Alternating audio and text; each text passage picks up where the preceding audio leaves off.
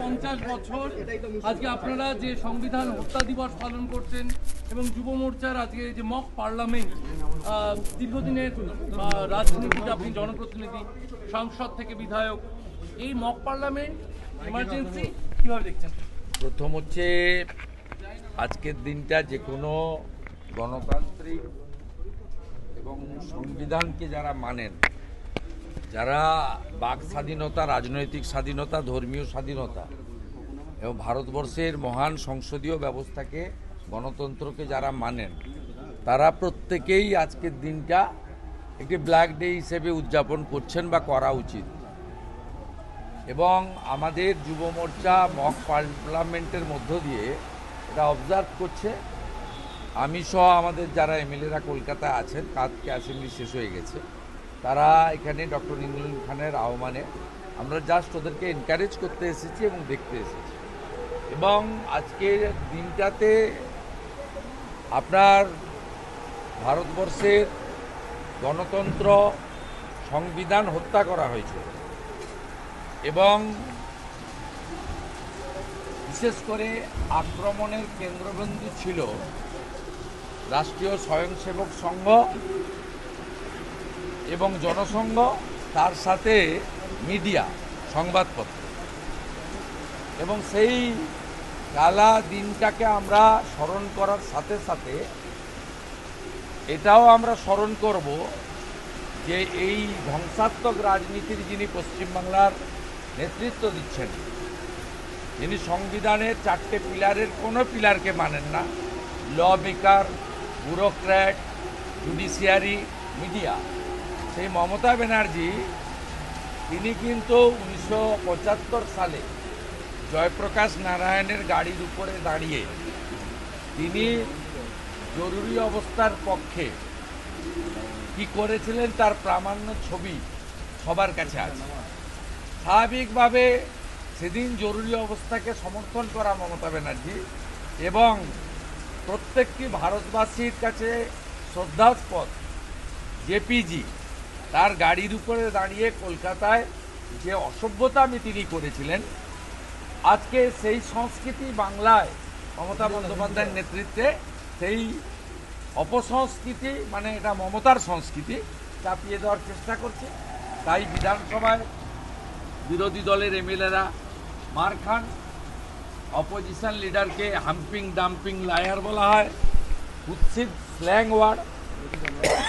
শিখা চ্যাটার্জি মাতৃসম মহিলা, তাকে ব্যক্তিগত আক্রমণ করা হয়।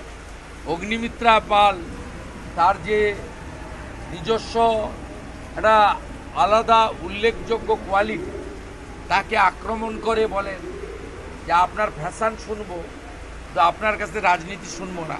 উনি তো পাবলিক রিপ্রেজেন্টেটিভ।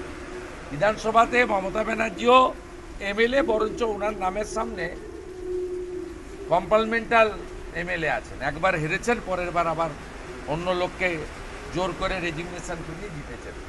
সব মিলিয়ে আমার আজকে অবজার্ভ তো আমরা সকাল থেকেই করছি সোশ্যাল মিডিয়া পোস্টের মধ্য দিয়ে। আর এখানে ইউথ যুব মোর্চা, আমাদের ইউথ অর্গানাইজেশন, ফ্রন্টাল অর্গানাইজেশন, তাদের কাছে আমি এসেছি, বা আমার সাথী কয়েকজন এমএলএও হয়তো এসেছেন বা আসবেন, এনকারেজ করতে।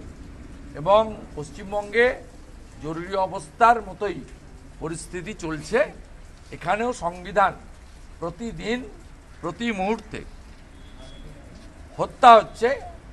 মমতা বন্দ্যোপাধ্যায়ের প্রশাসন, পুলিশ এবং তার ক্যাডার বাহিনী এবং তার যে বিশেষ ক্যাটাগরির কমিউনিটি রয়েছে, সেই ক্যাটাগরির দ্বারা, সেটা হরগোবিন্দ দাস, চন্দন দাসের ক্ষেত্রে হতে পারে, সেটা অভয়ার ক্ষেত্রেও হতে পারে, এবং একরত্তি শিশুকন্যা তামান্নার ক্ষেত্রেও হতে পারে।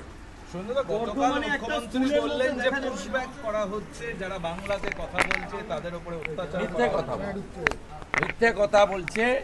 যারা ভারতীয় আধার কার্ড, এপিক কার্ড আছে, তাদের সঙ্গে কেউ সংঘাত করছে না।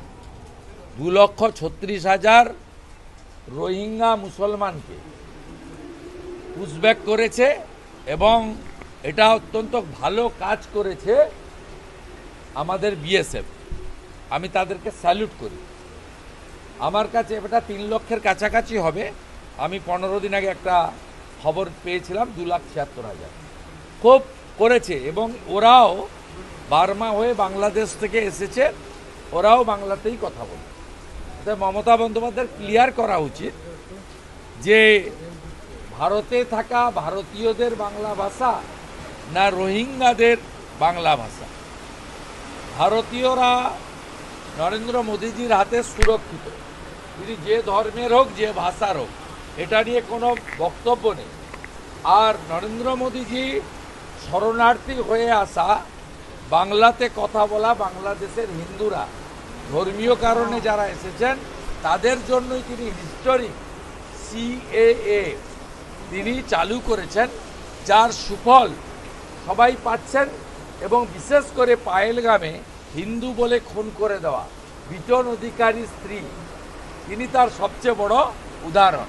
এই মমতা ব্যানার্জি বলেছিল আমরা সমনাগরিক, CAA এর প্রয়োজন নেই। তো আজকে বিটন অধিকারীর স্ত্রীর হাতে সার্টিফিকেট তুলে দেওয়ার মধ্য দিয়ে আমাদের যশস্বী স্বরাষ্ট্র ও সমবায় মন্ত্রী অমিত শাহজির দপ্তর অর্থাৎ স্বরাষ্ট্র দপ্তর প্রমাণ করেছে হিন্দু শরণার্থীদের জন্য CAA এর কেন প্রয়োজন। মমতা ব্যানার্জির এই মায়া কান্না না কাঁদলেই হবে। উনি বরঞ্চ হরগোবিন্দ দাস, চন্দন দাস, তামান্নাদের মতো ঘটনা উনার জিহাদিরা ঘটাচ্ছেন, সেটা কি করে বন্ধ করা যায় সে ব্যবস্থা করুন।